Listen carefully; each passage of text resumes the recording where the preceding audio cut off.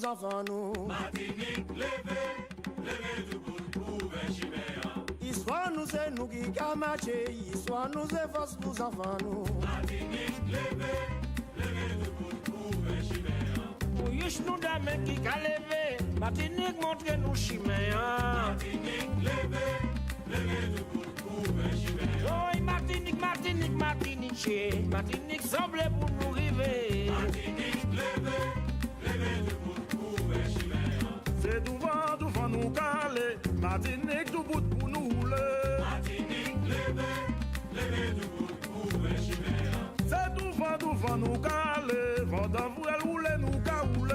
Martinique, levez debout pour Chiméa. Humanité et justice nous les nous debout jardin nous bec. Bonjour à tous.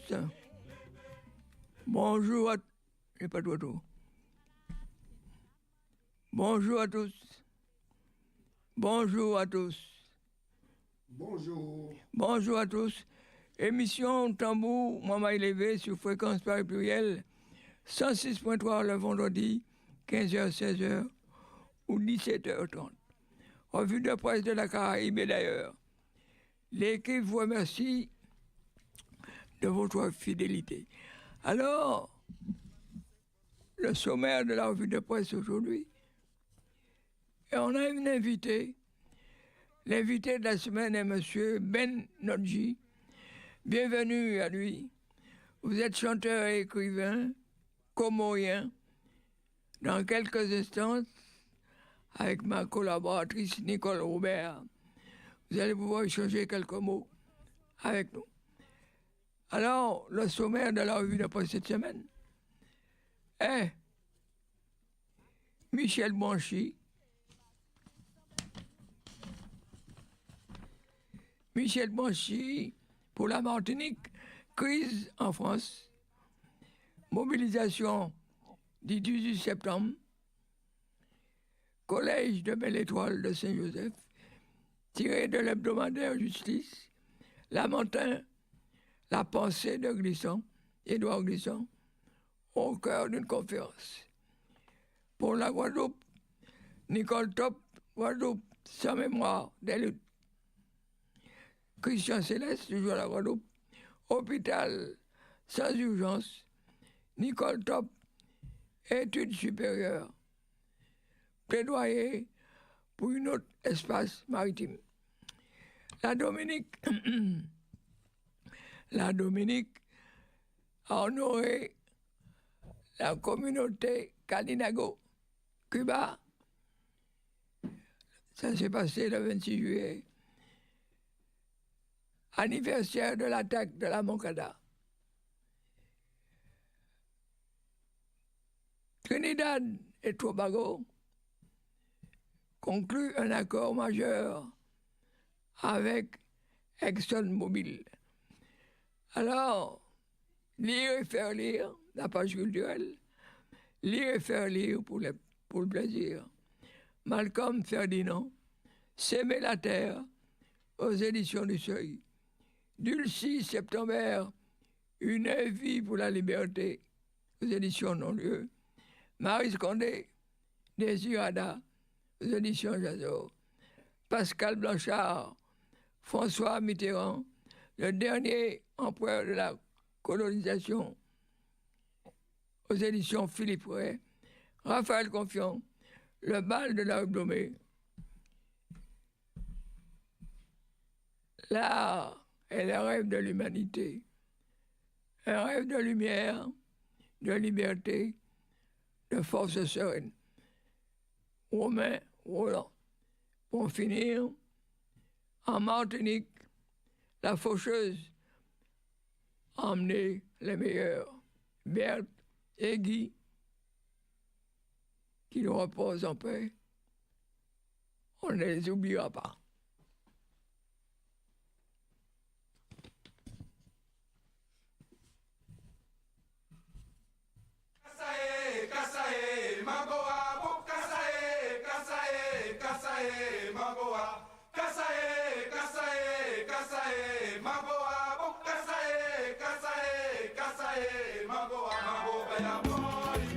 Toda noche me mango fea. C'était li maman nous te ka manger. Magové à bon. Oda nous chave magové. Magové à bon. C'était li maman nous te ka manger. Magové à bon. Oh, mi magové. Magové à bon. Coin pour nous manger. Magové à bon. C'était li maman nous te ka manger. Magové à bon. C'était li maman nous te ka manger. Magové à bon. Oh, mi magové. Magové à bon. Coin pour nous manger. Consommer local. On enchaîne avec la revue de presse. Crise en France. Et nous, que devenons-nous? Que devenons-nous? Michel Blanchet écrit dans l'hebdomadaire Justice. La France vit une crise de régime qui paraît inextricable. Macron a nommé un nouveau Premier ministre en la personne de Sébastien Lecornu, ancien ministre de la Défense. Il s'est fait connaître, surtout jusqu'ici, comme un acharné de l'hostilité viscérale à la Russie dans la guerre impérialiste otanienne en Ukraine. Il a porté le renforcement sans précédent du budget de la guerre en France à l'horizon 2030. Va-t-il trouver les compromis nécessaires avec le Rassemblement national et les socialistes pour obtenir le vote du budget 2026? Macron ne va-t-il pas être acculé à une nouvelle dissolution, de nouvelles élections législatives que l'on dit favorables à l'extrême droite française? Nous devons, Martiniquais, donc participer aux luttes en cours en France pour défendre les droits du monde du travail là-bas et ici. Même en avançant nos revendications propres, nous n'ayons garde d'oublier que le combat pour notre émancipation martiniquaise ne saurait être négligé et oublié, car la véritable solution de nos problèmes réside dans la rupture avec le pacte colonial qui demeure, comme l'a montré le combat contre la vie chère.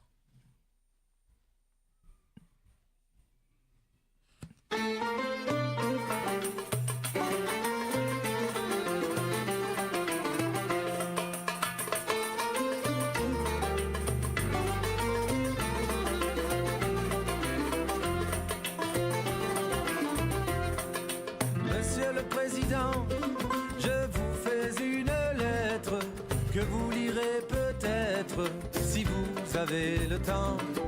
Je viens de recevoir mes papiers militaires pour partir à la guerre avant mercredi soir. Monsieur le Président, je ne veux pas la faire, non. Je ne suis pas sur terre pour tuer de pauvres gens. HK, C'est pas pour vous fâcher, il faut que je vous dise, ma décision est prise, je m'en vais déserter.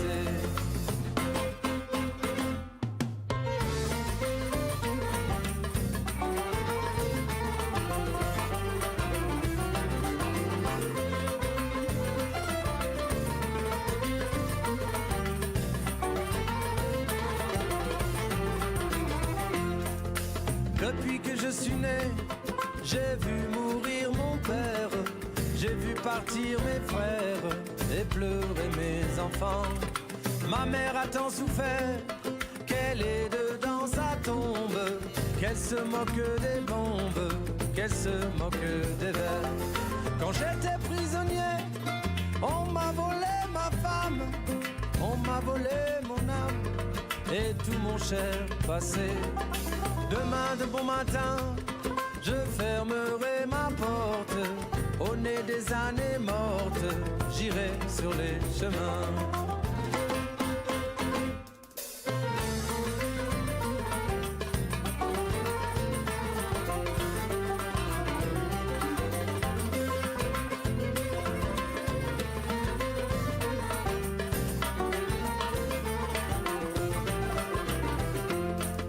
Je m'en dirai ma vie sur les routes de France, de Bretagne en Provence, et je dirai aux gens, refusez d'obéir, refusez de la faire, n'allez pas à la guerre. On enchaîne avec la revue de presse.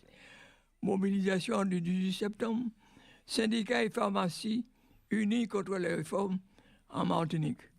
De nombreuses personnes ont manifesté dans les rues de Fort-de-France le jeudi 18 septembre suite à l'appel des organisations syndicales.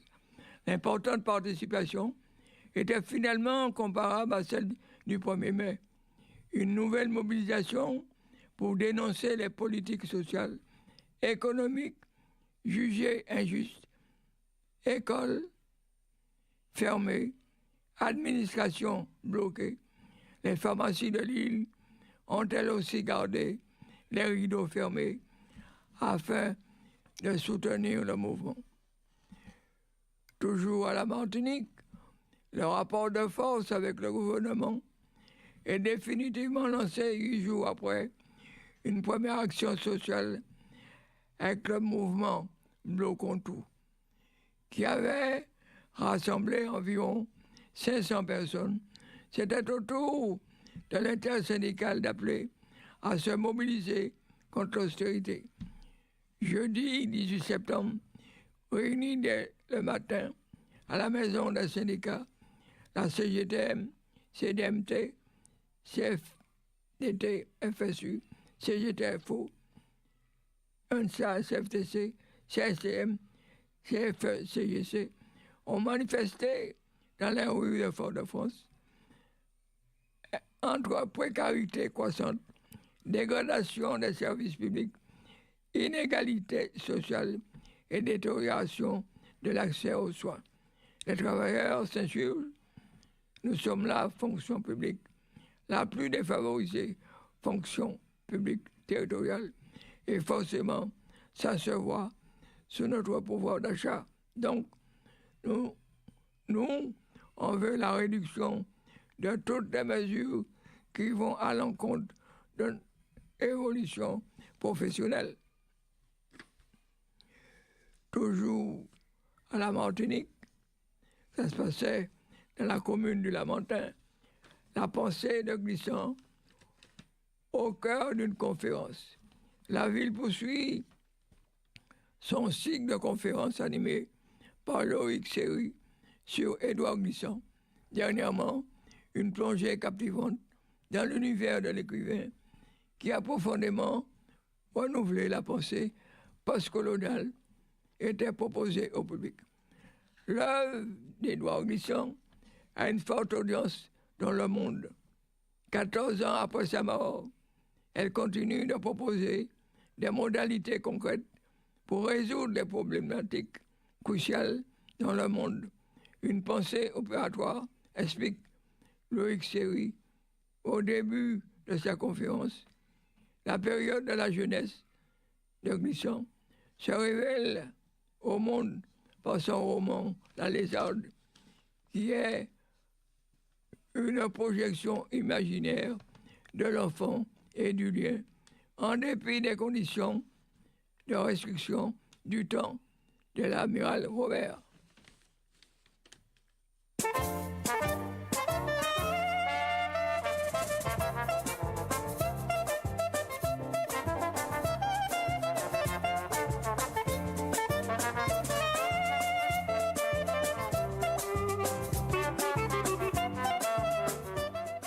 Toujours à la Martinique, Collège de Belle-Étoile, après l'agression, un plan d'action pour sécuriser la communauté éducative. La colère et la sidération dominant encore au Collège Belle-Étoile de Saint-Joseph, après l'agression vendredi 5 septembre de la principale de son adjoint et de plusieurs membres de l'équipe éducative par un élève de 14 ans. Une scène jugée traumatisante et incompréhensible par le personnel. Face au choc, l'établissement est resté fermé. Lundi 8 septembre, les cours étaient suspendus jusqu'au mardi 16 septembre. Les enseignants se sont réunis avec des représentants du rectorat qui ont mis en place une cellule d'écoute pour les témoins et les personnels en souffrance. Un accord Un accueil échelonné et spécifique devrait être mis en place pour la reprise des cours.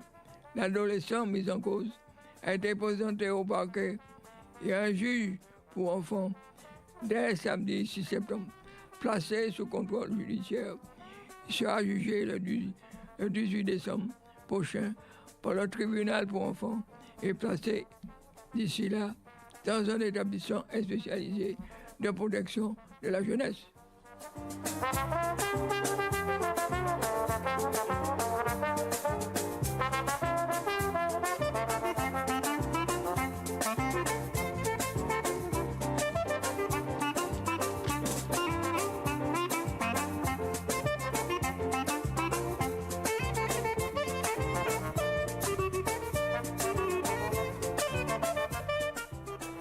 Toujours à la Martinique,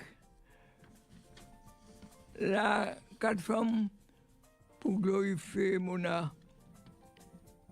34 ans après la mort du chanteur aux pieds nus, la ville a choisi de lui rendre hommage à travers des voix de femmes. Un concert inédit était organisé dimanche à l'espace Michel Renard. 4 femmes, 4 divas, parmi les dizaines qui interprètent Eugène Mona, avaient été retenues par la commission culture pour cet événement qui a drainé des centaines de personnes. Sous la direction artistique de Mario Mas, Perle Lama, Jennifer Vermignon, Maud Mas et Devazel 10, ont offert un magnifique spectacle en parfaite symbiose avec le public. Énergie, vibration, frisson, émotion, tout était là. Au-delà des voix, tous les ingrédients étaient réunis pour que cet hommage soit une réussite, une sonorisation parfaite et la prestation impeccable des musiciens Sacabon avec leur tête Tony Polomac, sans oublier Nathalie Ecanville, Ochacha, Yanni Anguionin à la basse.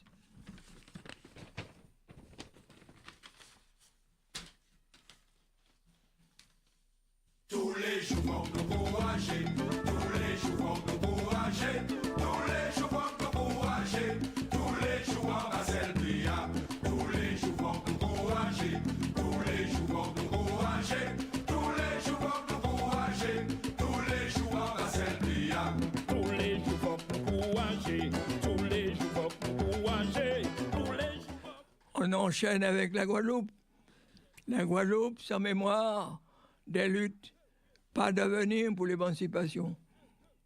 L'histoire des peuples a de ces revirements que seuls comprennent ceux qui savent que la conquête du pouvoir ne s'acquiert et ne perdure que par, certes, des luttes physiques, mais surtout par une connaissance profonde et un respect pour le peuple que l'on prétend émanciper. La ruse, l'opportunisme, la négation de l'histoire, la haine de l'autre conduisent inévitablement au chaos, voire à la dictature. Illustrons nos propos. La chute du mur de Berlin a vu le triomphe éphémère du monde capitaliste qui pensait pouvoir recoloniser le monde. Mais la réalité est là. Poutine en Russie s'est bien gardé de tout rejeter de la grande révolution d'octobre de l'URSS. Les pays d'Afrique qui se libèrent ont bien compris qu'ils ne pouvaient nier l'apport de Cuba, de l'URSS, lors de leur lutte de libération nationale. Afrique du Sud, Angola, Mozambique, Guinée équatoriale, etc.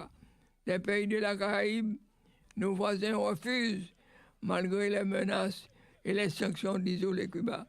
Et tous cherchent de l'aide du côté de la Chine, de la Russie, de l'Inde, des États africains.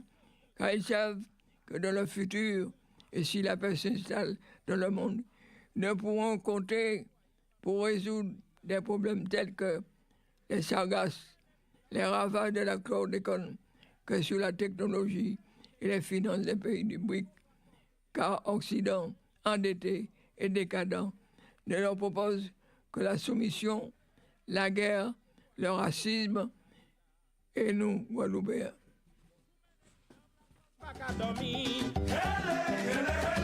Mettez dans sa blouse, pas bas au poisson. Je dis comme ça, mon cher, demain différemment. Eugène Mona, on enchaîne avec la Guadeloupe, avec Christian Céleste. Hôpital sans urgence, la vie a-t-elle un prix pour l'as à Marie-Galante? L'absence répétée de médecins à l'hôpital Sainte-Marie de Marie-Galante tend à s'installer comme une norme de gestion administrative.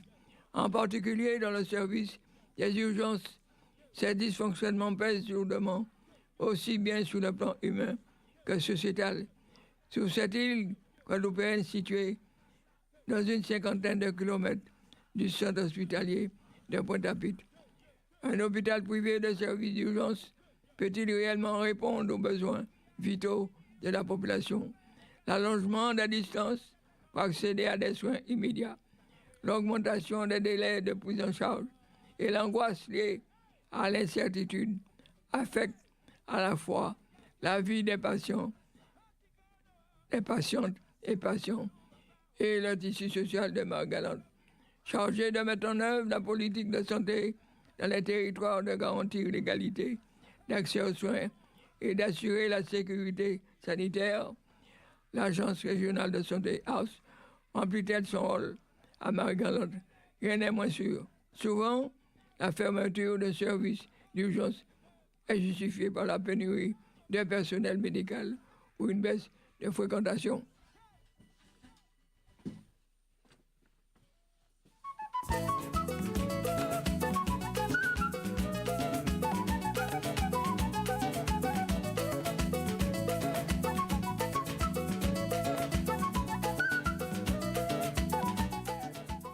Toujours à la Guadeloupe, Nicole Top écrit dans l'Étincelle, études supérieures, ici ou ailleurs. Les vacances se terminent, les nouveaux bacheliers s'apprêtent à franchir une nouvelle étape de leur vie, de leur choix d'études et des universités. Choisi dépendra leur devenir personnel et par ricochet celui de notre pays. Certains de nos enfants et petits-enfants choisiront de rester au pays, d'autres préférant l'ailleurs, les uns comme les autres, soit par désir personnel, soit sous les conseils de leurs parents. Nul ne peut s'immiscer dans ces choix qui relèvent de la liberté et des droits humains. Pardon. Mais si nous permettons des conseils avisés, les propos qui vont suivre consistant à demander à nos compatriotes de faire confiance à l'Université des Antilles, au moins pendant les 2 premières années, selon les études choisies. C'est parce que nous savons, après de longues observations, que l'Université des Antilles est de plus en plus performante. Le taux d'échec élevé relève moins de la qualité des enseignants que du niveau scolaire des élèves. Ceci est un autre débat. Manger natural, natural, c'est bon. Manger natural, natural, c'est bon.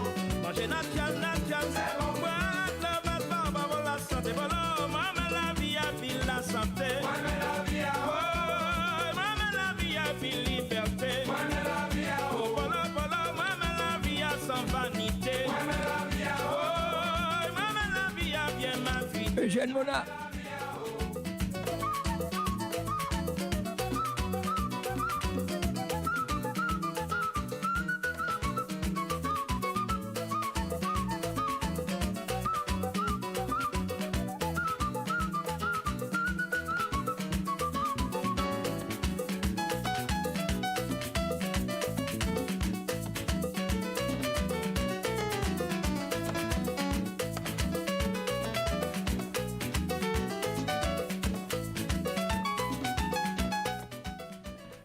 Bruno Fontaine, dans l'Étincelle écrit, la Dominique a honoré la communauté Kalinago à l'occasion de la journée internationale des peuples autochtones.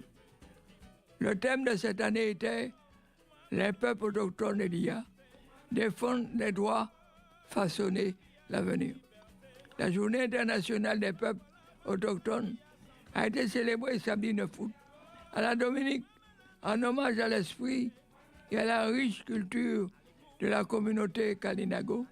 Cette année, cette célébration souligne le rôle crucial des peuples autochtones dans la conservation du patrimoine, la protection de l'environnement et la construction d'un avenir mondial inclusif. Le message diffusé lors de la célébration était « Profitons de cette journée spéciale pour honorer et apprécier notre peuple Kalinago en Dominique pour sa résilience, ses connaissances approfondies et son engagement indéfectible à préserver son patrimoine. Le thème de cette année, les peuples autochtones et l'IA défendent leurs droits, façonner l'avenir, vise à garantir que les progrès rapides de l'intelligence artificielle profitent aux communautés autochtones plutôt que de les menacer. Il appelle à ce que leur voix soit prise en compte dans la discussion technologique mondiale, à la protection de leurs droits et à leur donner les moyens de jouer un rôle moteur dans le développement des technologies qui reflètent leur culture et leurs valeurs.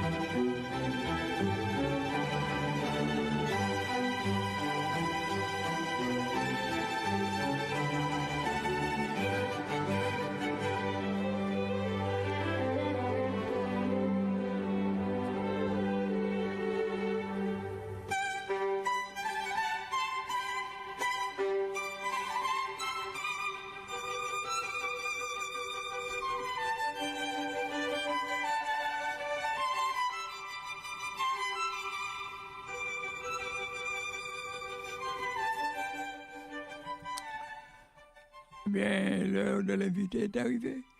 Je vais passer la parole à Nicole Robert, qui reçoit notre invité et qui va échanger avec lui. C'est un invité qu'on reçoit avec plaisir parce que c'est le premier qu'on reçoit de sa communauté.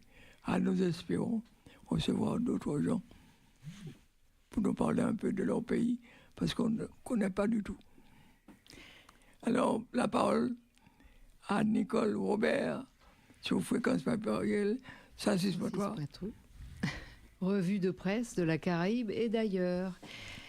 Eh bien, merci Georges. Bonjour Georges, bonjour Théo et bienvenue donc à Ben Nodji, donc artiste comorien, et également donc écrivain. Donc nous sommes, comme l'a dit Georges, très heureux de vous recevoir donc aujourd'hui pour la présentation donc de votre livre « Le chemin de croix d'une intégration 80 ». Vous êtes auteur, compositeur... Plutôt les années 70. Ah, pardon. Alors déjà, les années 70. À la fin des années 70. À la fin des années 70.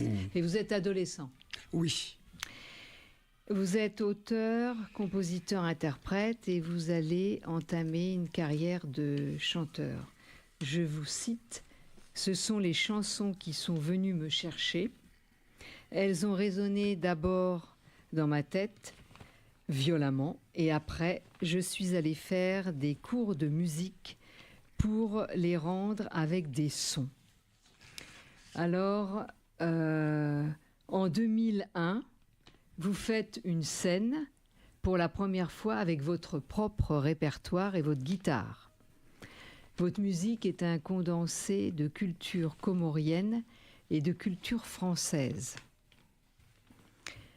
Vous allez chanter dans des bars parisiens, entre autres, je ne vais pas tous les citer, le Connétable, le Gambetta, la Barricade, etc. Depuis plus de 20 ans. Exactement. Mais également en dehors de Paris, en Belgique. Vous avez aussi chanté dans des théâtres et sur des scènes de musique actuelle. Également, vous avez visité quelques vrais lieux de spectacle. C'est pareil, je ne les cite pas tous. Les Déchargeurs, la Seine-Bastille et un que vous affectionnez le plus, il me semble, le théâtre Carpe Diem à Marseille. Vous collaborez avec le petit centre culturel parisien connu sous le nom de La Rare Galerie. Mais plusieurs facettes vous caractérisent parce que vous avez fait de la radio. Beurre FM, Colibri Tropical et autres radios du web. Et en 2002, vous faites votre première télé. Vous êtes reçu par Jackie dans l'émission JLPP sur IDF premier. Ah, c'est beaucoup plus récent que ça, je pense. Ça, c'est plus récent. C'est 2022, je pense, non? Oui, en 2022. Oui. Oui, qu'est-ce que j'ai entendu 2002. Ah non, 2022, non. Excusez-moi, 2022. Et durant donc tout ce parcours, vous avez produit 3 albums. En 2004, Voilà l'histoire, il est épuisé. En 2009, L'avenir vous sourira. Nous sourira. Nous sourira, qui a eu les honneurs donc de quelques FNAC à Paris jusqu'en 2012. Et en 2014, Je chante pour que cela m'apaise. Eh bien justement, nous allons vous écouter. Je chante pour que cela m'apaise.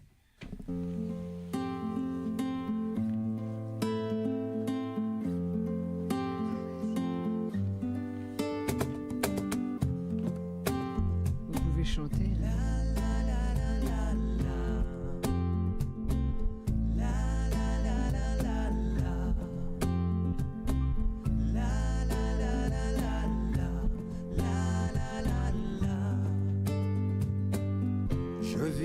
D'un beau pays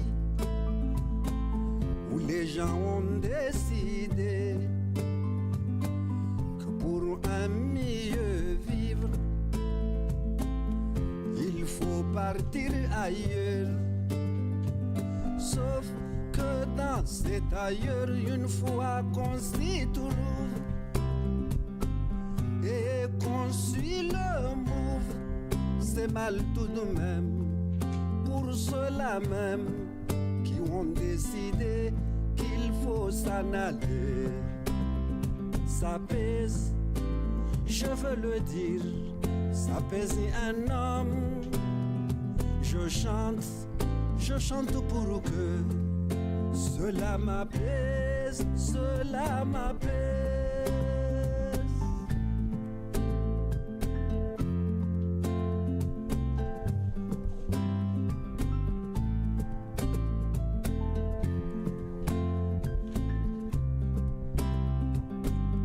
Rêve de mes cousins, aller vivre en Alaska. Tant pis si c'est trop loin. Après tout, pourquoi pas? Mais une fois en Alaska, faut y vivre seulement le cœur. Rester au pays d'esprit, alors où du coup, on a du mal à être ici, à être là-bas. Ça pèse, je veux le dire, ça pèse un homme. Je chante pour que cela m'apaise, cela m'apaise.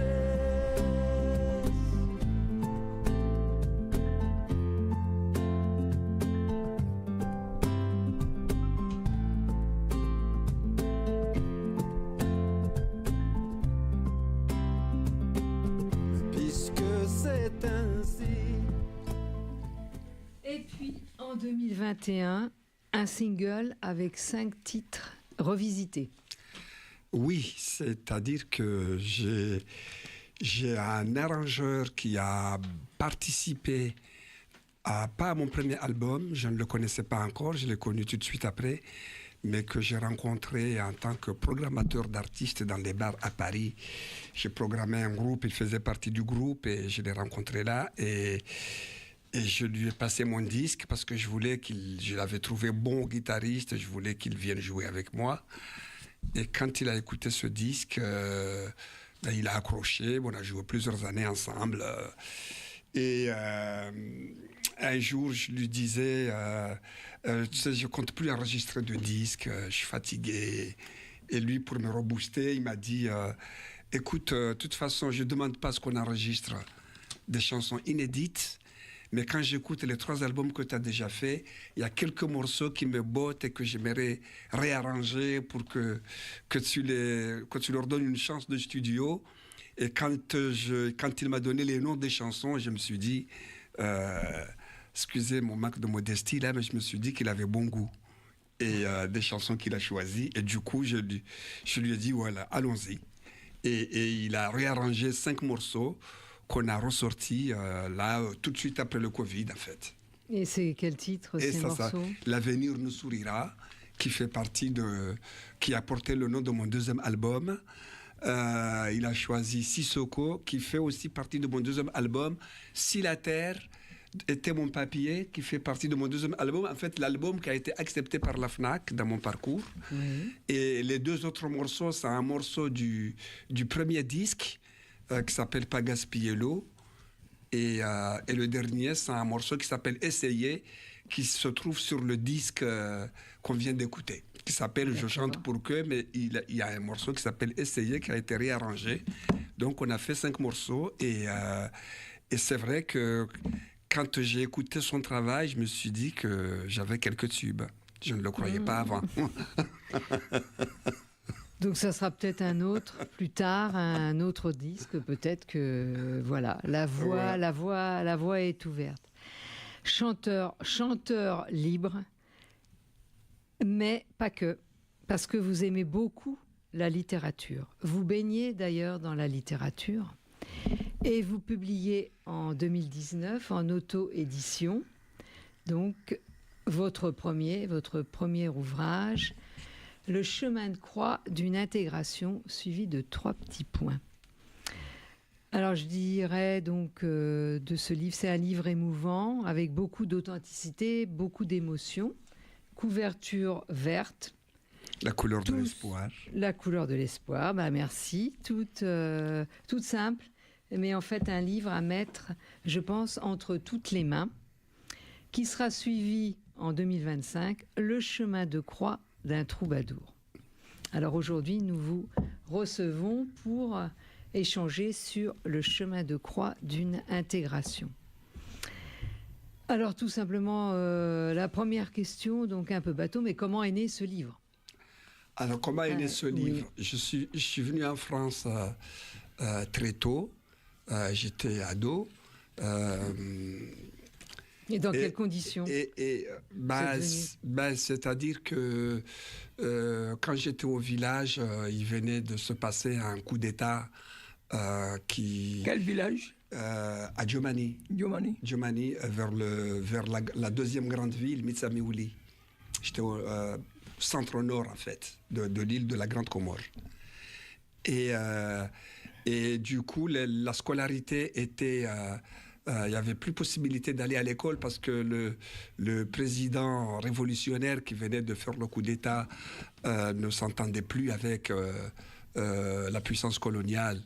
Et il a demandé aux Français, y compris aux profs, de partir, alors qu'il n'y avait que des profs français au collège et au lycée à l'époque. Du coup, on ne pouvait plus aller à l'école. Et comme je n'avais pas d'autres activités, j'étais plutôt un enfant assez turbulent. Il n'y avait que l'école qui me canalisait un peu et aussi l'école coranique. Mais j'étais très turbulent et du coup... et vous aimiez déjà mes parents ont décidé, parce que conseillés par des gens du village, parce qu'à la base, mes parents ne voulaient pas m'envoyer moi en France, parce qu'ils savaient que j'aimais l'école et qu'eux, ils voulaient envoyer un enfant qui pourrait être en capacité de travailler et les aider tout de suite. Vous comprenez, nos familles en Afrique, comment ça se passe, hein? On envoie quelqu'un en France, c'est pour aller gagner de l'argent et aider ceux qui sont restés là-bas. L'école, c'est pas quelque chose qui les anime. Voilà, qui les anime. Mais du fait qu'on ne pouvait plus aller à l'école là-bas, justement, ma famille avait peur que des plaintes des adultes du village qui allaient tout le temps les voir pour dire tout le tapage que j'ai fait dans le village. Et ils ont décidé que allez, finalement, on va l'envoyer là-bas. Le voyou du village. Le voyou du village. On va le sortir du village, et voilà. Mais quand je suis venu, malheureusement, je n'ai pas étudié parce que ils m'ont augmenté l'âge. Ils m'ont augmenté l'âge dans mon passeport. Et du coup, quand je suis venu, l'oncle qui m'a hébergé en France, il a eu du mal à me trouver une école publique. Parce que les écoles leur disaient, non, il est âgé, on ne peut pas le prendre en sixième à cet âge-là, quoi. Et du coup, il était obligé de se pencher vers l'école privée, mais à manœuvre... une école privée, voilà. Il a tenu 2 ans et demi, je suis arrivé en 3e, il m'a dit, là, je ne peux plus, quoi. Là, je ne peux plus, trouve un stage, fais quelque chose, mais je ne peux plus continuer à payer. Et du coup, voilà, je sais pas... Mais bon, j'ai eu la chance d'être un enfant, un jeune homme assez curieux, aimant les livres, et c'est comme ça que je me suis cultivé. Vous vous sentez pas trop mal? Vous en tirez pas trop mal? Oui, je m'en tire pas trop mal au niveau du parcours. Du parcours, du départ. Oui. Par rapport au départ. Oui, exactement, oui, parce que effectivement, j'aurais pu devenir, un délinquant notoire, quoi. Pas obligatoirement. Pas obligatoirement. Un ouvrier modeste, pourquoi pas. Ouais, et voilà, ouais. Oui, mais là, vous expliquez donc votre départ et votre arrivée donc en France et à Marseille chez votre oncle. Mais le livre donc comment est né donc cette envie vous dites vous aimez, faut raconter un. Oui, c'est une bonne question. C'est une bonne question. Parce que pas forcément, vous n'auriez pu ne pas écrire de livre, continuer dans la chanson, où vous exprimez d'ailleurs par rapport, et vous exprimez d'ailleurs sur votre parcours aussi dans vos chansons. Mais pourquoi, voilà, est-ce que c'est une autobiographie, c'est un témoignage, un parcours de mémoire, je sais pas, un récit donc de vie, mais pourquoi? Qu'est-ce qui vous a suscité? Qu'est-ce qui vous a engagé? C'est un engagement en même temps d'écrire ce livre. Est-ce que c'est pour les autres Comoriens ou est-ce que, parce qu'on va parler aussi de la communauté des Comores, est-ce que c'est pour vous? Est-ce que c'est un moyen pas de survivre, mais du coup, il y a des moments où vous avez eu du mal. Est-ce que ça a un effet donc de catharsique? Pourquoi? Ça vous est venu quand d'ailleurs en 2000? Oui, c'est clair que écrire, c'est très apaisant comme activité. Oui, mais tout le monde ne peut pas écrire. Ça a précédé la chanson d'ailleurs, écrire. Ça a précédé la chanson. Et après, j'ai bifurqué vers la chanson quand j'ai pas trop aimé la forme que j'ai donnée à mon premier livre et que j'ai mis de côté. Non, c'est pas celui-là. C'est celui que j'ai jamais publié. Ah, celui d'accord. que je n'ai jamais publié. J'ai pas trop aimé la forme. Je trouvais que j'étais un peu trop professoral, un peu trop, je sais tout, j'explique aux autres. Je trouvais que j'étais un peu trop ça. Et puis, j'ai trouvé aussi que je vidais un peu trop mon sac. Et quand on vide son sac, forcément, il y a quelques dérapages, quoi. On ne se rend pas compte. D'accord. Mais vous aviez déjà voilà. envie, donc là, donc c'est avant Voilà. la chanson, donc vous aviez envie d'écrire, donc il y avait un besoin. Oui, bien sûr. Et à partir de ce livre qu'après j'ai mis de côté, j'ai voulu le publier à la base, mais après je me suis relu, j'ai eu le courage de me relire. Je me suis dit non, tu vas pas publier ça. Et c'est là que la chanson est arrivée, que l'expression de la chanson m'est arrivée en me surprenant en train de chantonner des mélodies et des paroles qui avaient un rapport avec le livre que j'avais écrit. Oui, d'accord. Et avec une violence inouïe, quoi. C'est à partir de là que je me suis dit, puisque j'étais pas content de mon livre, eh ben, tu vas essayer de choisir le meilleur de ce livre pour faire des chansons. Voilà. Oui, d'accord. Pour faire des chansons. Et voilà. puis... Et du coup, après, dans le parcours de la chanson, on arrive à ce stade où on est un peu découragé, on est un peu... où est-ce que ça va m'amener?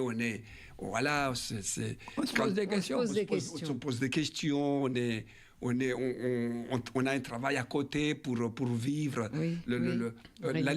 L'alimentaire, comme disent les artistes. Primordial. Voilà, primordial. Et on se rend compte que finalement, on n'a pas un grand salaire, et ce petit salaire, on doit vivre et aussi dépenser pour la musique, payer des maquettes, etc. Parfois, ça s'en prend un peu la tête et on ne sait pas trop où aller. Et du coup, on est un peu angoissé. Déjà que je suis un angoissé de nature. Oui, ça, je pense, à la lecture du... Je suis un angoissé de nature, déjà. Vous cherchez, beaucoup. Je suis un angoissé de nature. Et là, du coup, ça devient... le parcours artistique devient parfois un peu plus angoissant. Et c'est là que... j'ai cogité me remettre à écrire, dépasser le format chanson pour aller encore plus loin dans un livre, m'a rappelé le souvenir du premier livre et donc écrire ce premier livre publié qui s'appelle Le chemin de croix d'une intégration. Alors dedans, vous abordez plusieurs thèmes, enfin tout ce qui vous est arrivé. Oui. Aussi bien la politique... que les femmes qui ont une grande influence aussi sur votre parcours. Oui. Le travail, le football. Collectionneur de femmes? Non. La question collectionneur. Non, j'ai toujours ramé pour les femmes. Mais le football aussi, parce qu'au départ vous arrivez, mais quand vous commencez donc à travailler, alors forcément on vous donne des travaux aussi de plongeur, c'est ça, ou bien parce que vous avez fait un diplôme. Vous avez fait un diplôme sur la prévention incendie. Sur la prévention, voilà, la prévention incendie, mais on vous donne souvent donc autre chose, et c'est ça aussi qui vous perturbe dans votre parcours, parce que vous savez jamais le lendemain, des boulots, chômage, pas de. Et alors il y a le foot, parce que vous auriez pu être footballeur. Vous le dites déjà, on vous appelait Pelé. Dans votre village. Oui, quand j'étais petit, je jouais très bien au ballon. On m'appelait Pelé au village, c'est vrai. Et quand je suis arrivé en France, la première personne qui m'a fait rêver, qui m'a fait comprendre que j'avais quelque chose d'assez spécial au ballon, c'est comment on les appelle, les profs de gym à l'école, au collège. Ils ont un nom spécial. On les appelle pas forcément profs de gym. EPS ou je ne sais pas quoi. Ah, le PS bref, c'est lui qui me voyait jouer en cours de récréation ou les après-midi. Prof d'éducation physique. Prof d'éducation physique. Exactement, merci beaucoup. Qui m'a vu jouer dans les cours de récréation ou les lundis après-midi, je me rappelle encore parce que c'était les après-midi de sport. et qui n'arrêtait pas de me dire « t'as quelque chose pour faire carrière ». Mais à l'époque, étant donné que jouer au football aux Comores quand j'étais petit, c'était un mal. Parfois, on se faisait frapper parce qu'on est allé jouer au ballon au lieu d'aller à l'école coranique. Ah oui.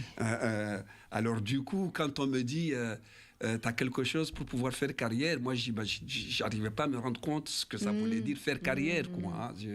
Ça passait à l'oreille gauche pour sortir à l'oreille droite. Mais quand vous étiez donc même à votre travail, il y a des gens qui vous ont demandé, après, parce qu'ils ont vu que vous jouez tellement bien, qu'ils voulaient dans Non, en fait, vos ceux qui ont joué avec moi, ils m'ont pas vu jouer à la base. Quand j'ai fini ma formation pour faire agent de sécurité dans la prévention incendie, j'ai quand même trouvé du travail chez Elf. C'était une grande société à l'époque. Ça a changé de nom, je ne sais plus comment ça s'appelle aujourd'hui, mais Elf Aquitaine. Multinational. Voilà. J'étais embauché dans les services de sécurité pour les immeubles d'Elf Aquitaine. Et c'est là qu'en discutant avec un informaticien, dans le cours de mes rondes, parce que vous savez, vous êtes agent de sécurité incendie, de temps en temps, vous partez faire des rondes, vous visitez les endroits névralgiques pour savoir si tout va bien. Et du coup, il y a un informaticien dans son bureau par là qui travaille, on discute foot. Et puis à un moment, il me dit, mais tiens, vous en parlez bien, mais vous jouez? Je dis oui. Et c'est comme ça qu'après, il m'a expliqué qu'au sein de la société, ils avaient une équipe qui disputait un championnat de district, championnat régional. Et que dans ce championnat, dans les stades où ils jouaient, pouvaient se trouver des recruteurs de clubs professionnels à la recherche de jeunes gens, quoi. On n'était pas obligé de passer par un cursus de stagiaire, tout ça, etc. Mais on pouvait aussi se faire repérer par ce biais-là. Et c'est comme ça que j'ai commencé à jouer avec eux. Et c'est vrai que ça allait très bien. C'est une porte ouverte. Tout le monde dans le club se proposait pour venir me chercher en voiture, vu que je ne conduisais pas. Parce que donc vous jouez. Voilà, parce que je jouais bien. Et là, je rencontre la première femme qui allait vivre avec moi pendant 2-3 ans. Et c'est à partir de là que la carrière de foot, voilà. Parce que vous n'alliez plus vous entraîner, que vous n'alliez plus au match. J'allais plus m'entraîner, j'allais plus au match. Elle m'encourageait pas, au contraire, c'est elle qui faisait tout pour que je n'y aille pas. Et tu en connais quelque chose, moi. Et c'est une relation qui m'a détourné. Je me rappelle encore de ce matin. Où mon capitaine est venu me chercher en voiture, en bas de l'immeuble où j'habitais avec la fille. Le passage, oui. Et je lui dis à elle, ouvre la fenêtre, dis-lui que je suis malade. En fait, j'étais pas malade, mais ça y est, elle m'a déjà dans sa coupe, quoi. Et j'entends encore mon capitaine sur la chaussée en bas qui dit, mais quel con! Mais sa carrière, il va en faire quoi? Et je l'entends encore, mais j'étais déjà sous l'emprise de cette jeune femme qui avait encore 1 an de... Moi, j'avais 19 ans, elle avait encore 1 an de moins que moi. Hein. Mais c'était comme si elle avait 30 ans, en fait. Une expérience de la vie, et plus particulièrement de la vie amoureuse que j'ignorais, quoi, en fait. Et voilà, c'est ça qui m'a détourné. Mais vous n'avez pas regretté, parce qu'après, vous auriez pu reprendre... le foot, là, c'est une interruption dans votre... Mais non, là, le cheminement de ma vie change complètement. Parce que quand une telle relation casse, vous n'avez pas la lucidité de vous dire, tiens, peut-être que j'ai les moyens de rattraper ce que cette relation m'a fait louper. Non, vous bloquez là-dessus et vous cherchez de quelle manière vous en sortir pour ne pas tomber encore plus bas. Et c'est comme ça que après notre séparation, elle m'avait plutôt fait découvrir des produits stupéfiants avant qu'on se sépare. Mais une fois que nous nous sommes séparés, à 18 ans. Une fois que nous nous sommes séparés, je suis allé un peu plus loin là-dedans justement pour pour trouver une certaine paix intérieure, quoi, hein, je veux dire. Oui, mais il y a quelqu'un qui vous a utilisé aussi dans l'immeuble quand vous étiez donc au chômage et qui vous demandait donc de revendre donc de la drogue. Là, c'est pas que vous vouliez, j'ai pas l'impression. Ouais. Là, oui, avec cette jeune femme, mais après, c'est plus vous n'êtes pas rentré spécialement dans la drogue. Vous avez vendu parce que voilà, ça vous faisait gagner donc un peu d'argent et vous aviez rien à faire. Oui. Mais ça, c'est plus tard. Voilà, ça, c'est arrivé plus tard. Mais quand même, parce que je risque d'oublier après, il faut quand même que je raconte ma grande fierté durant cette période. C'est au moment où je prends peur de me faire arrêter et que je me demande, mais pourquoi je suis tombé là-dedans ? Et qu'en même temps, je me trouve la solution pour me sortir là-dedans en me disant, OK, ton oncle t'a déscolarisé, mais il faut que tu le pardonnes, que tu ailles vivre à ses côtés, parce que si tu vis à ses côtés, tu auras peur de lui pour continuer à vendre ce bordel. Et c'est comme ça que je m'en suis sorti quand même. Oui, hein. oui, c'est vrai. Sans que personne me dise quoi que ce soit. C'est une force. Ah, voilà, ouais. Une force. Voilà. C'est une force. C'est vrai que c'est dur. On vous a envoyé là-bas quand même. Vous avez quitté votre pays, vous allez chez votre oncle, mais quand même, ça ne doit pas être facile. Le déracinement. C'est pas facile. Le déracinement arrivé. Vous parliez français. Oui. C'est déjà une bonne chose. À la question d'où vient le livre, ça vient aussi de là, parce que j'ai un état d'esprit assez curieux. C'est bon. Surtout que quand je suis arrivé en France, le nombre n'était pas si important. De Comoriens. Le nombre de Comoriens n'était pas si important qu'aujourd'hui. Et du coup, il n'y avait pas trop de garde-fous qui pouvaient me dire non, il faut que tu vives comme ça, ou comme nous les Comoriens, on est comme ceci, on est comme cela, tu es en train de déraper. Si vous dites quand même dans votre livre que la communauté... Un peu plus tard. Mais à la base, il n'y a personne ne me dit quoi que ce soit, à la base, au tout départ. C'est après c'est plus tard que je commence à entendre des gens me reprocher ce côté un peu vous différent. Êtes francisé. Voilà, francisé. On vous dit vous êtes francisé. En fait, ça s'appelle la jalousie. Voilà, oui. Il faut que vous fassiez comme les... T'es pas comme nous, tu ne penses pas comme nous. Bien sûr. Non, mais c'est les traditions. Voilà. Les traditions des Comores, vous voulez réfléchir par vous-même, vous construire, vous émanciper et pas avoir l'idée et les idées de la communauté, parce que c'est restreint. Sauf que dans la communauté comorienne, ça passe pas. L'individu, c'est un machin, l'individu. On va écouter le Comore. Hein? Quoi? On va écouter le Comore. Mais c'était un peu plus... il y a une chanson comorienne là-bas? Il y a une chanson comorienne? Oui, mais c'était pas celui-là. Le prochain titre, c'est La Fraternité. Oui, mais on le voulait un peu plus tard. Bon. La Fraternité. La chanson 6. Bon, c'est pas grave.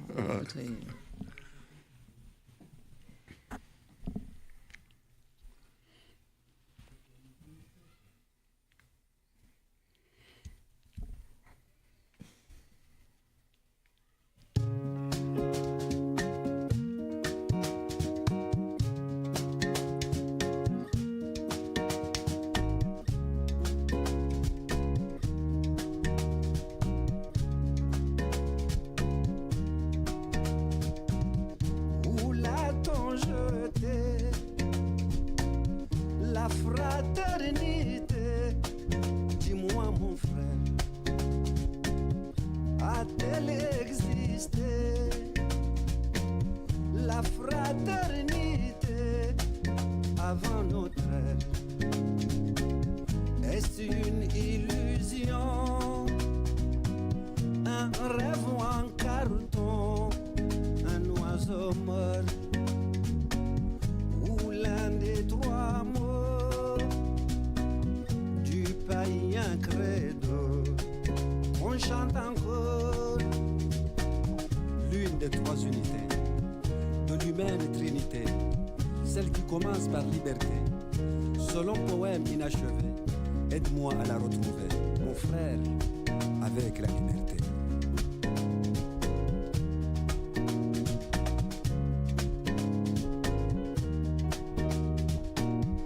Où s'est-elle cachée, qui nous l'a gâché? Dis-moi mon frère, qui l'a décidé? La fraternité a laissé faire les imprécateurs et le sécateur, sombre sectaire, les fanatiseurs, les grands diviseurs de notre terre.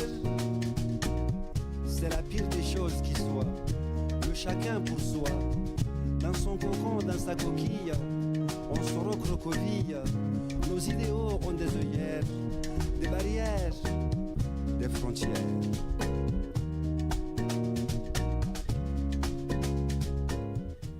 Nicole, à toi.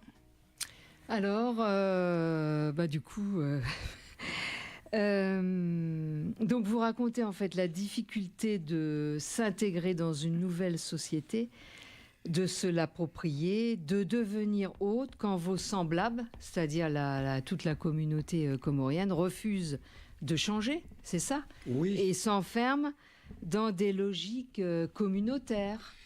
Et donc, d'où le témoignage c'est ça le chemin de croix ce d'une livre, intégration. voilà, parce que je me suis trouvé dans une situation pas simple, dans la mesure où je suis avec des gens, ce sont les miens, hein, du coup, je ne veux pas surtout m'en éloigner.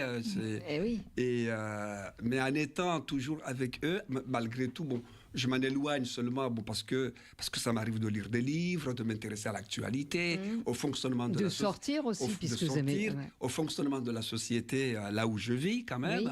Ça m'intéresse. Et du coup, il y a cette différence qui fait que d'un côté, chez ma communauté, c'est des types francisés, etc. Et de l'autre côté, on me dit, j'entends dire que le racisme que nous subissons de la part des Blancs est, la première difficulté à notre intégration. Et moi, j'ai du mal à être d'accord avec cette affirmation que j'entends un peu à gauche et à droite. Oui, ouais. Parce que moi, je constate que ma difficulté à être en raccord avec la société dans laquelle je vis vient plutôt des miens, en fait. C'est ce que je constate à ce moment-là, bien sûr. Ça n'empêche pas que en France, il y a aussi des gens, effectivement, qui sont racistes, mais il y en a beaucoup d'autres qui ne le sont pas, voilà, aussi. Ça n'existe pas. Ça n'existe pas simplement chez les Comores. Vous avez dans la communauté antillaise, il y a des gens qui ont 50 ans, ils vivent ici, ils sont toujours pareils. Ils n'ont pas fait un pas en avant. Le pas en avant, ils ont fait, c'est pour critiquer. Et il n'y a pas de solution. Voilà. Alors, des gens comme ça, on les lâche. Évidemment, ça critique derrière. Mais nous,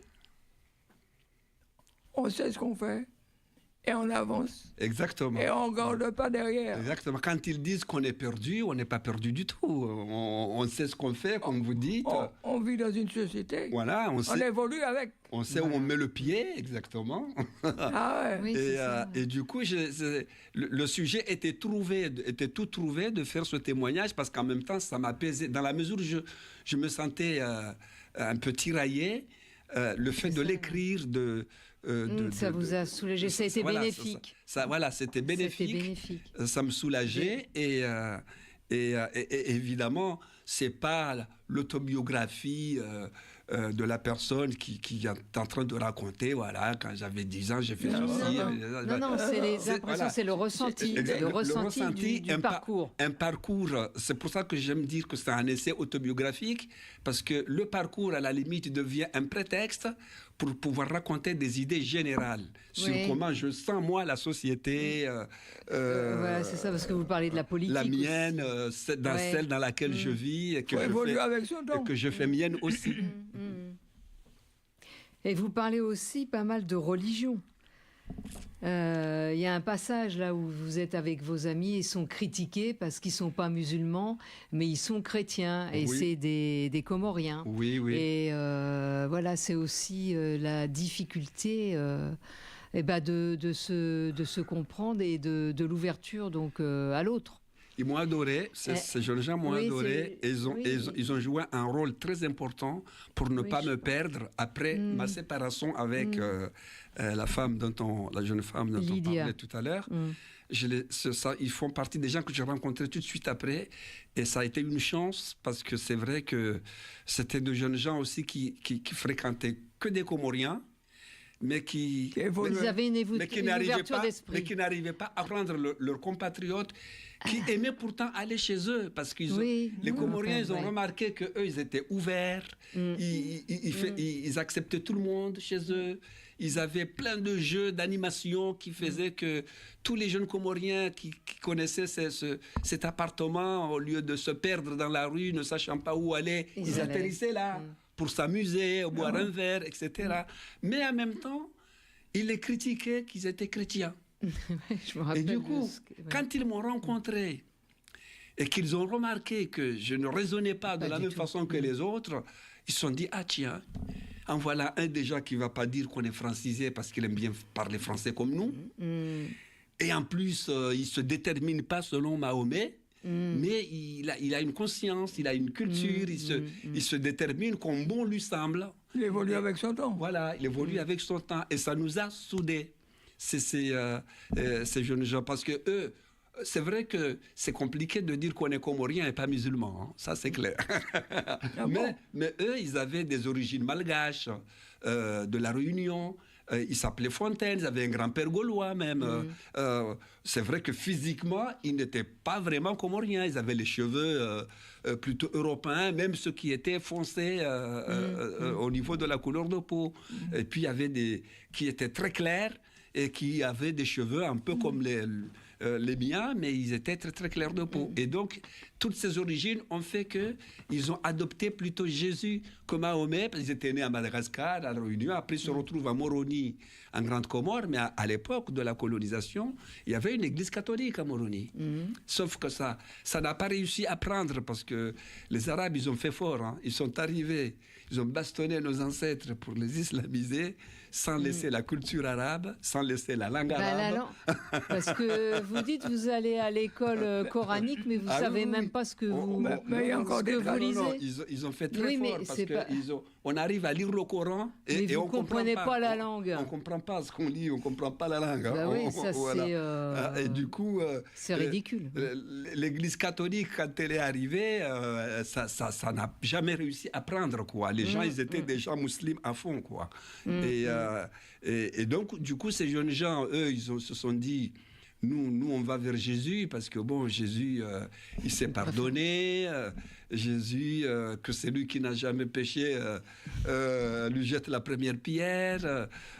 Jésus, comment dire, laisser à Dieu ce qui est à Dieu et à l'homme ce qui est à l'homme. Quel lavage de cerveau. Voilà, c'est un discours qu'ils trouvaient intéressant pour eux. Oui, d'accord. Pour qu'ils rentraient dans ce discours. Voilà, ils rentraient dans ce discours-là plutôt que le discours qu'ils trouvaient punitif. Sois musulman, fais la prière, fais le ramadan, sinon tu vas aller en enfer. C'est ce qu'on vous enseigne. C'est ce qu'on nous inculque, bien sûr. D'accord. Ouais. Oui, alors, les deux à choisir, oui.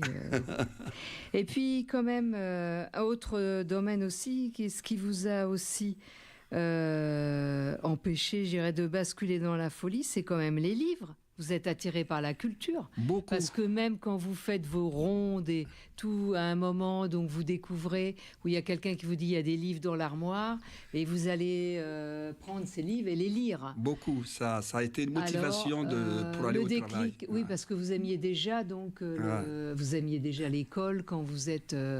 parti, vous vouliez donc continuer vos études. Donc là, la lecture, donc c'est... Oui, la lecture m'a beaucoup sauvé, oui. Quand j'ai découvert ce placard par l'informaticien, justement, qui m'a fait découvrir le foot dans le club de la société. Et c'est vrai que j'ai eu une bonne main en plus quand j'ai tiré mon premier livre, hein, parce que j'ai rencontré une histoire qui m'a envoûté, bien que par la suite, ça n'allait pas devenir le livre policier n'allait pas devenir mon genre favori. Ah, c'était un livre policier, oui, le premier? Oui, Ah ouais, c'est le premier que j'ai tiré. Il y avait comment dire, du suspense. Bah oui, forcément, un livre policier. Ah oui, il y du avait. suspense, Ouais. du sang, du sexe, et c'était assez envoûtant, quoi. Mais on avait envie d'aller au bout de l'intrigue. Oui. Et du coup, ça m'a motivé pour aller pour tenir bon à mon travail, même si c'était loin, parce que je partais de Paris pour aller faire toute une nuit dans un bureau à Chambourcy, hein, quand même. Hein. Oui, il fallait être courageux, oui. Bah, vous avez un tempérament. Et du coup, c'est vrai qu'après, quand j'ai été licencié de ce travail, j'ai découvert par la suite France Loisirs. Ah oui, à l'époque, alors on s'inscrit et on a un livre. Voilà, les bouquins, ça arrive sans arrêt.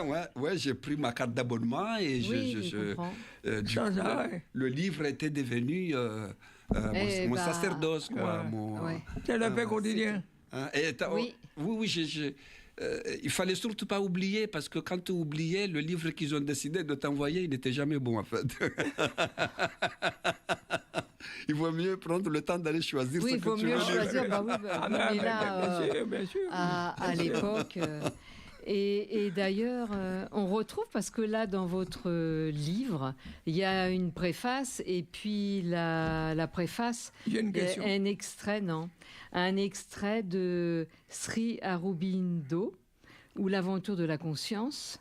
Je peux le lire. Oui, allez-y. Et il y a la fin, Voltaire, donc on voit bien qu'il y a une culture, et on le suit aussi dans tout votre livre, toutes les références que vous dites, vous aimez, hein. Je deviens ce que je vois en moi-même. Tout ce que la pensée me suggère, je peux le faire. Tout ce que la pensée me révèle, je peux le devenir. Tel devait être l'inébranlable foi de l'homme en lui-même, car Dieu habite en lui. Voilà. Très bien, ça, se forger soi-même, c'est très clair. Et ça, effectivement, ça ne passe pas du tout au sein de ma communauté. Ah bah non. Il fallait fallait bien que j'ouvre le couvercle. Oui, mais parce que vous avez un caractère fort, et que vous vouliez aller au-delà, sans quoi quelqu'un, c'est grâce à vous. J'ai une question. Allez-y. La question. La question. Est-ce que vous êtes retourné dans votre village avec des livres? Ah oui. Et comment ça se passe? Avec des livres? Non, avec des livres, non. Non, je suis pas retourné là-bas avec des... je suis allé plusieurs fois au Comores, je crois 5-6 fois depuis que je vis en France. Et là-bas, c'est extraordinaire ce que je vais vous dire, et pourtant c'est vrai. La réaction des gens. J'ai un respect, il y a un respect de la part des gens à mon égard que n'a pas la communauté en France à mon égard. Ouais. Pourquoi? Parce que justement, je disais tout à l'heure que j'étais un enfant turbulent, mais cette turbulence parfois servait à des gamins de mon âge à l'époque. Parce qu'il s'agissait d'organiser des matchs de foot, il s'agissait d'organiser des manifestations sportives, il s'agissait d'encourager les gens. En plus, comme j'étais un enfant assez précoce au niveau coranique, malgré ce que je suis devenu et que les Comoriens ne comprennent pas, j'encourageais les gens à venir à l'école coranique pour que je leur donne des cours, pour qu'ils puissent éviter les coups des maîtres, parce qu'ils nous tapaient fort, les maîtres. Hein. Et moi, j'entraînais les enfants, venez, comme ça vous allez pouvoir réciter, qu'on ne vous frappe pas. Et ils venaient. Tous ces enfants-là n'ont pas oublié ça. Quand je vais aux Comores, il y en a, ils m'appellent encore mon maître. C'est des enfants de mon âge. Hein. Oui. Comme mon âge aujourd'hui. Mais ils me voient arriver, même les femmes qui sont dans la petite soixantaine, 60 ans, 61 ans, 62 ans aujourd'hui, comme moi, elles ont un respect, mais alors, quand ils me voient, ils me vénèrent, quoi. Ils me disent, sans toi, j'aurais jamais pu apprendre le Coran. ou merci pour tout ce que tu nous dis. Et si vous retournez avec des livres, ça risque de bien se passer ou pas? Là, je ne sais pas. Là, je peux pas. Moi, je pense que ça aurait du mal à passer parce que justement, ce que les gens ici ne comprennent pas de moi, à mon avis, malgré tout ce que je viens de vous dire, ils pourraient aussi ne pas comprendre. C'est-à-dire que pour eux, je devais devenir un imam pour eux. Voilà, ils m'ont fixé là-dessus, quoi. Avec tout, la précocité qu'il a eue pour lire le Coran, nous l'apprendre, tout ça, ça devait être un grand imam du village, voire du pays. Et venir avec de telles idées, mais c'est pas possible. À mon avis, là, il virerait de bord. Je ne sais pas s'il perdrait tout le respect qu'il me manifeste quand je vais là-bas, mais il virerait de bord quand même. Parce que c'est ça le problème chez nous. Ils font une fixation sur vous. Bon, même dans les pays développés, hein, ça existe que les gens ils trouvent que bon, votre pays, c'est pas un directeur, votre papa, c'est pas un directeur de banque, mais un cultivateur, et puis ils vous prennent pour un fils de cultivateur jusqu'à la fin de vos jours, même si vous avez fait des grandes études. Hein. Ça existe. Mais bon, c'est quand même... Les projections. Voilà, mais c'est quand même un peu frustrant quand même. C'est pas possible. Je ne peux pas devenir autre chose que ce qu'eux, ils ont décidé que je sois. Et ça, c'est un peu frustrant quand même. Ça pèse, comme dirait ma chanson. Ouais. Oui, parce que moi, vu ce qu'on vous a donné au départ, vous avez donné une étiquette, et l'étiquette aujourd'hui, vous êtes venu en Europe, vous avez vu autre chose, vous avez choisi une autre route, voilà. Qui est claire, qui apporte, qui enrichit à la nouvelle génération. Après tout ce que vous avez vécu, c'est à vous de les aider à voir clair et de ne pas se laisser tromper comme ils ont été trompés jusqu'à maintenant. Et c'est complètement le contraire qui se passe. Pour eux, je suis celui qui est perdu. Pour eux, je suis perdu. Et moi, je me souviens quand j'étais ado ou jeune adulte, pour nous voir entre Comoriens, on organisait des bals où on allait danser les slows de Morchuman, ou les rythmes africains de Sambangwana, ou la biguine antillaise. Aujourd'hui, ça n'existe plus, tout ça. Aujourd'hui, pour que les Comoriens se voient, il faut des manifestations religieuses islamiques. Et quand vous quittez les Comores, à cause du nombre, bien sûr, quand vous quittez les Comores, vous venez en France, vous rentrez aux Comores. Il n'y a pas l'espace qui puisse vous permettre de penser un peu pour vous. Ils ont fermé. Ils ont fermé. Voilà. Comment vous êtes enfermé? Exactement. En fait, c'est les Comores en France. C'est une prison. Oui, moi, il y a très très peu de gens dans ma communauté qui peuvent se dire, tiens, mais ce gars-là, finalement, il n'est jamais avec nous, il est indépendant, il vit comme bon lui semble, mais il est là, on le voit, c'est pas un soulard, c'est pas n'importe qui. Il se pose des questions. Voilà, c'est un mec qui quand même qui est respectable. Il y a très très peu de gens qui peuvent raisonner comme ça. Pour la plupart des gens, je suis un type qui est perdu. Voilà. Irrécupérable. Ils iront jusqu'à Baït, de toute façon, il va aller en enfer. Ça, c'est simple. Hein. Voilà, c'est... alors, si je comprends bien, le comment n'est pas prêt de se mettre debout. C'est très compliqué, effectivement. C'est très compliqué de se mettre debout. C'est compliqué. Parce que, voilà, l'individu reste toujours un machin... voilà, et le colonialisme joue là-dessus. Oui, bien sûr. Bien sûr. Et d'ailleurs, ce que je ne comprends pas, c'est pourquoi le colonialisme joue là-dessus?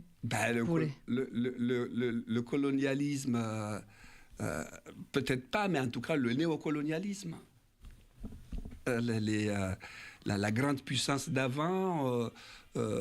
malgré la pseudo-indépendance, joue toujours son rôle, et un rôle que, malgré que pendant longtemps j'ai défendu l'ancienne puissance coloniale pour avancer l'idée que si ça n'avance pas, c'est d'abord nous avons une énorme part de faute, je le pense toujours.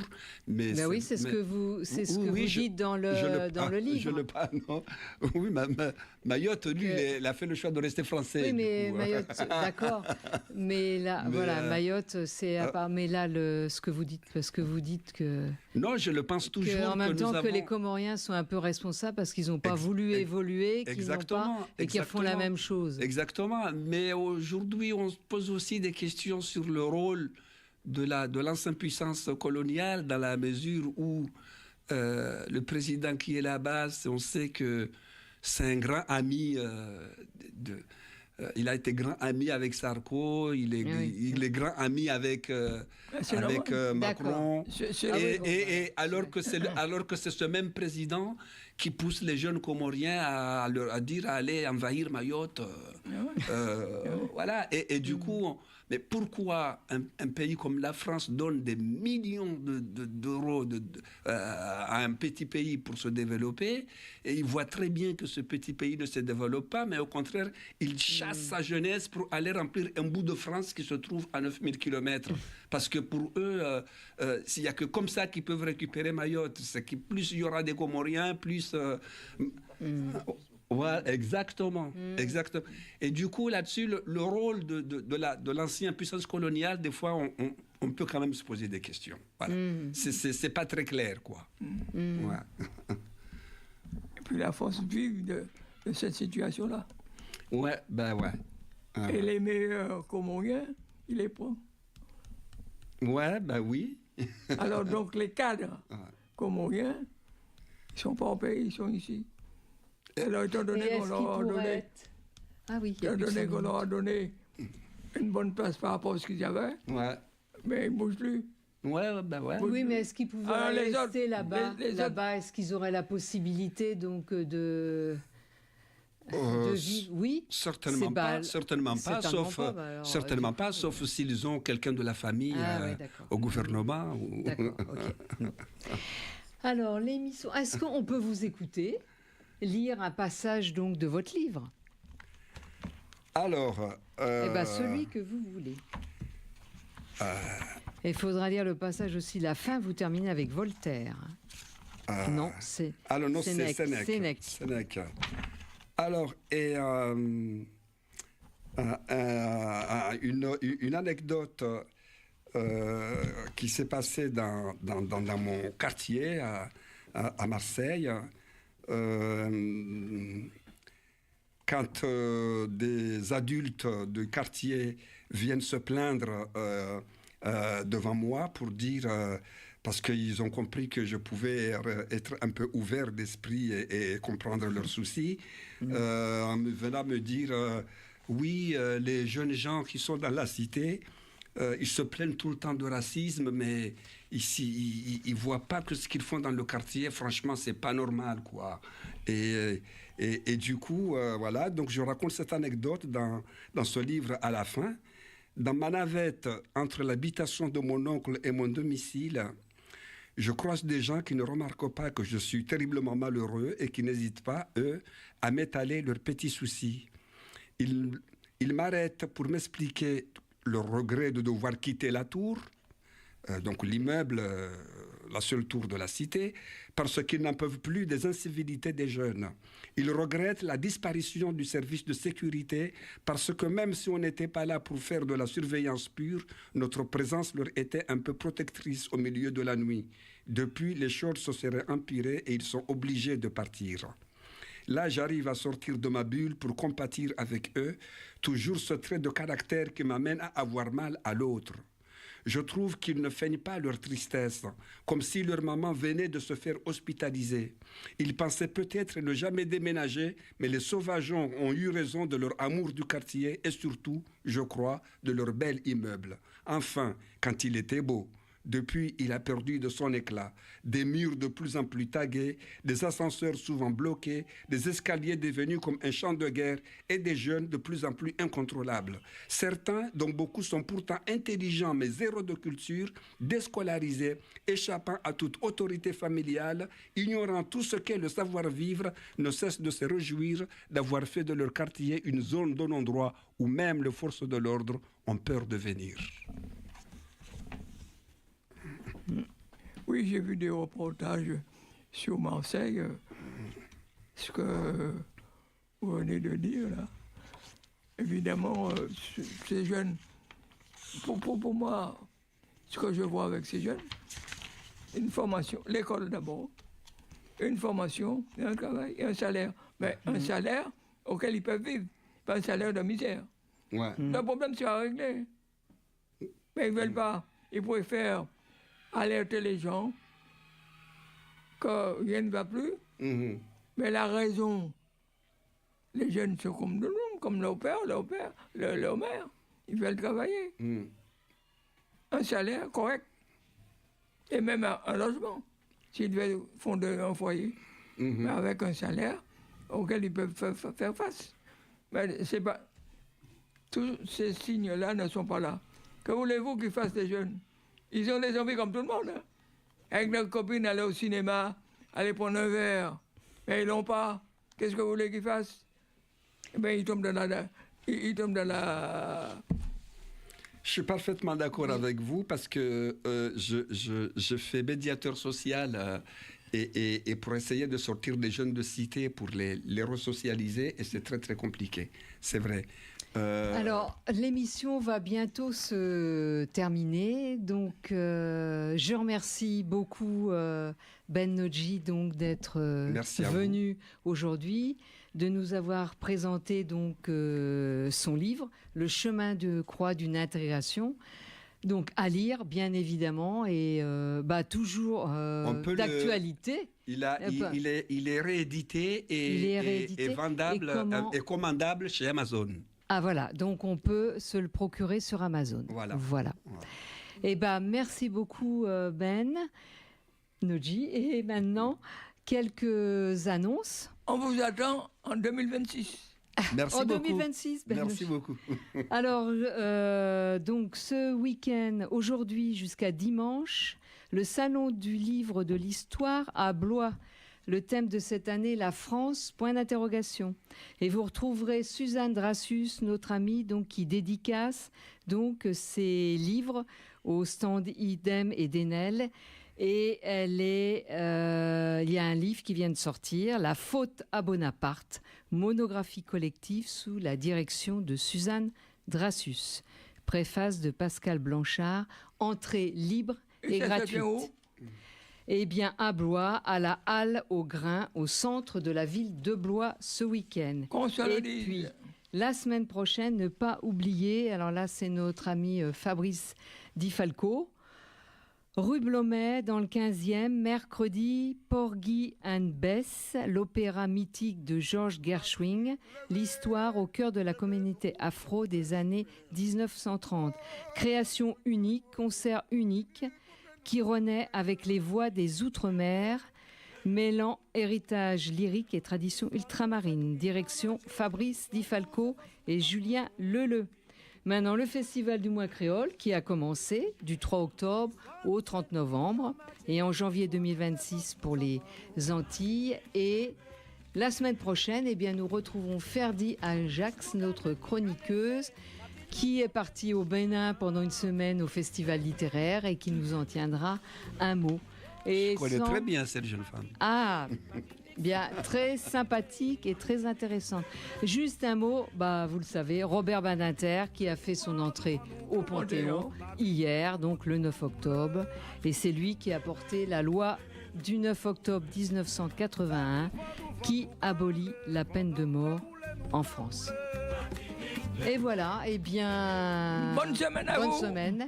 Et à la semaine prochaine. Et encore, merci Ben à vous. Nodji. Merci beaucoup. Chemin de croix d'une intégration. Et vous pouvez l'écouter aussi sur YouTube, ces chansons. Merci.